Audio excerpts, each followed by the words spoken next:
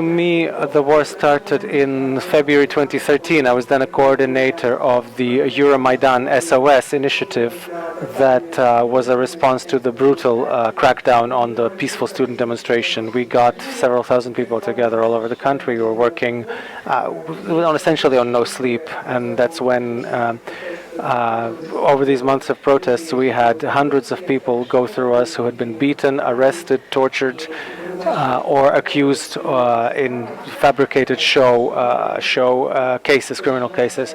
So when the Russian invasion started, with the start of the so-called Little Green Men in the Crimean Peninsula, it was very natural and simple for us to form mobile groups to send them there. And to send those groups there, we sent mobile groups to Luhansk, to Donetsk region, and that's how suddenly it's not just the war that began, but our work in documenting these very scary stories from people who ended up in Russian captivity. I personally interviewed over 100 survivors of this captivity.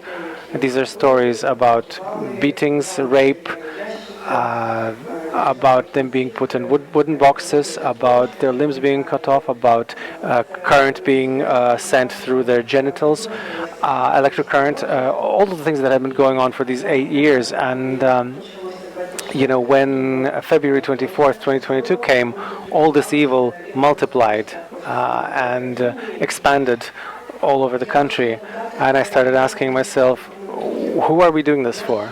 Why are we documenting this? Who are we doing this for? In our initiative, Tribunal for Putin, which we formed with our partners in dozens of regional organizations covering the entire country with a network of local documenters. We have over 52,000 episodes of international of war crimes. And as a lawyer, I understand that we're facing a gap of responsibility because there is no court that could possibly try Putin for the crime of aggression, but secondly, this amount of crimes also during a war cannot be efficiently investigated even in the best legal system in the world, of which Ukraine is clearly not.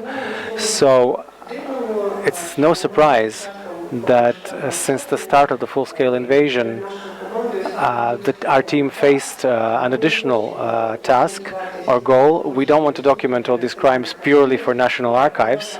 As much as I respect the work of historians, it's very important to recover the true picture of what happened. But we are advocates, and men and women, we're doing this for justice. And so my own time, I spent a lot of my own personal time to creating international mechanisms for accountability, developing the kind of strategy of justice and the kind of architecture of justice to ensure this justice, that every person in Ukraine who has suffered from Russian aggression gets a chance, gets a shot at justice, regardless of who the person is, their social standing, the type of crime they were a victim of, what type of violence they experienced, whether international organizations care about their fate or not, or international media care about her fate or not.